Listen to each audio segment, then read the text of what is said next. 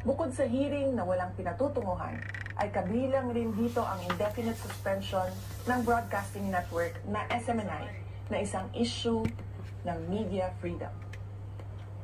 Hindi biro ang mga pangyayari at paratang na ganito.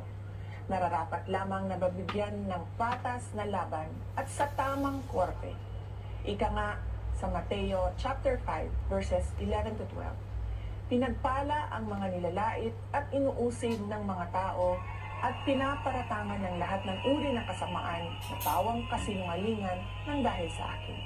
Magsaya kayo at maggalak sapagkat malaki ang inyong gantimpala sa langit. Alalahanin ninyong inuusig din ang mga propetang nauna sa inyo.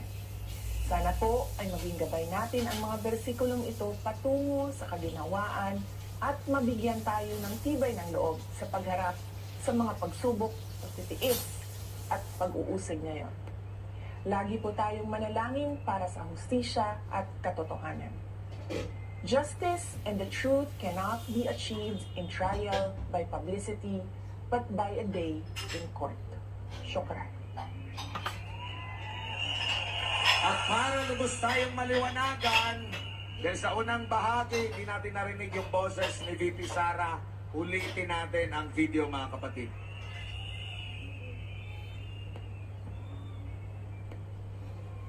Mga kababayan, ako po ay nakikiisa sa panawagan ng pagpapairal ng batas at katarungan sa hinaharap na isyu ni Pastor Apollo Kibuloy at ng Sunshine Media Network Incorporated.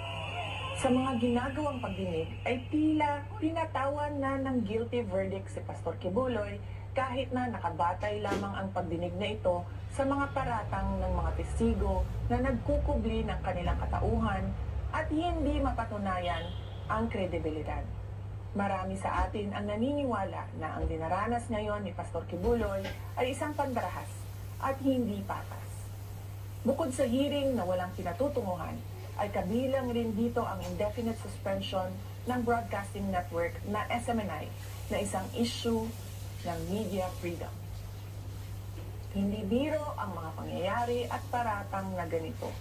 Nararapat lamang na babigyan ng patas na laban at sa tamang korte. Ika nga sa Mateo chapter 5 verses 11 to 12. Pinagpala ang mga nilalait at inuusig ng mga tao at pinaparatangan ng lahat ng uri ng kasamaan na tawang kasinungalingan ng dahil sa akin. Magsaya kayo at maggalak sapagkat malaki ang inyong gantimpala sa langit. Alalahanin ninyong inuusig din ang mga propetang nauna sa inyo. Sana po ay maging gabay natin ang mga bersikulong ito patungo sa kaginhawaan at mabigyan tayo ng tibay ng loob sa pagharap sa mga pagsubok, pagtitiis at pag-uusig ngayon. Lagi po tayong manalangin para sa hustisya at katotohanan. Justice and the truth cannot be achieved in trial by publicity, but by a day in court.